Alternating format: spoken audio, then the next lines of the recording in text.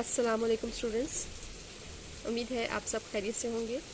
آج ہم حضرت عمر فاروق رضی اللہ تعالیٰ عنہ کے سبق کا خلاصہ کرنے لگے ہیں۔ اس کی میں ریڈنگ بھی کروں گی اور آپ دیکھیے اور سنیے۔ خلاصہ اس سبق کا یہ ہے کہ یہ سبق عالم اسلام کی عظیم شخصیت حضرت عمر فاروق کی شخصیت اور ان کے کارناموں سے متعلق ہے۔ آپ رضی اللہ تعالیٰ عنہ کی اسلام کے لیے خدمات، جرأت و بہادری، عدل و انصاف پر مبنی فیصلے اور فتوحات رہتی دنیا تک یاد رکھی جائیں گی۔ حضرت عمر فاروق کا سنہری دور خلافت مسلمانوں کی بے مثال فتوحات و ترقی اور عروج کا زمانہ تھا۔ آپ رضی اللہ تعالیٰ عنہ کا مسلمان ہو جانا اسلام کی فتح تھی اور آپ رضی اللہ تعالیٰ عنہ کی ہجرت نصرت الہی اور خلافت اللہ تعالیٰ کی رحمت تھی۔ حضرت عمر فاروق رضی اللہ تعالیٰ عنہ کا شمار عشرہ مبشرہ جیسے خوش نصیب صحابہ کرام رضی اللہ تعالیٰ عنہما میں ہوتا ہے، جن کو حضور اکرم صلی اللہ علیہ وآلہ وآلہ وصحبہ وسلم نے دنیا میں ہی جنت کی بشارت دی تھی۔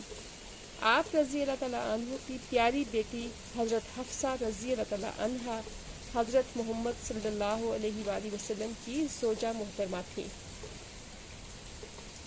آپ رضی اللہ تعالیٰ عنہ کا نام عمر ابن خطاب، لقب فاروق اور کنیت ابو حفص ہے۔ آپ رضی اللہ تعالیٰ عنہ 583 میں مکہ میں پیدا ہوئے۔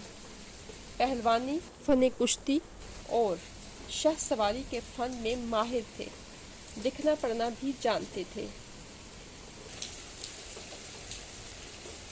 اور تجارت آپ رضی اللہ تعالیٰ عنہ کا پیشہ تھا۔ آپ رضی اللہ تعالیٰ عنہ نے نبوت کے چھٹے سال 33 سال کی عمر میں اسلام قبول کیا۔ آپ رضی اللہ تعالیٰ عنہ کے اسلام لانے کے بعد مسلمانوں نے اعلانیہ بیت اللہ میں نماز ادا کی۔ آپ رضی اللہ تعالیٰ عنہ نے حضرت محمد صلی اللہ علیہ وآلہ وسلم کا ہر موقع پر ساتھ دیا اور تمام غزوات اور جنگوں میں شانہ بشانہ حصہ لیا۔ آپ رضی اللہ تعالیٰ عنہ مسلمانوں کے دوسرے خلیفہ منتخب ہوئے۔ خلیفہ بننے کے بعد آپ رضی اللہ تعالیٰ عنہ نے اپنے لیے بیت المال سے سب سے کم وظیفہ مقرر کیا۔ حضرت عمر فاروق رضی اللہ تعالیٰ عنہ کا زمانہ خلافت اسلام کی تاریخ میں اپنی مثال آپ ہے۔ آپ رضی اللہ تعالیٰ عنہ کے بہترین فلاحی اور اصلاحی کاموں کے ذریعے ایک مضبوط اسلامی فلاحی ریاست قائم ہوئی، جس سے امن دشمن قوتیں سخت پریشان ہوئیں، اور آپ رضی اللہ تعالیٰ عنہ پر 27 ذوالحجہ 23 ہجری کو نماز فجر کے دوران ایک غیر مسلم ابو لولو فیروز نے ایک زہر آلود خنجر سے حملہ کیا، جس سے آپ رضی اللہ تعالیٰ عنہ زخمی ہو کر گر گئے۔ چند دن بعد یکم محرم الحرام کو آپ رضی اللہ تعالیٰ عنہ نے 63 برس کی عمر میں جام شہادت نوش فرمایا۔ آپ رضی اللہ تعالیٰ عنہ روضہ رسول صلی اللہ علیہ وآلہ وسلم میں خلیفہ اول کے پہلو میں دفن ہوئے۔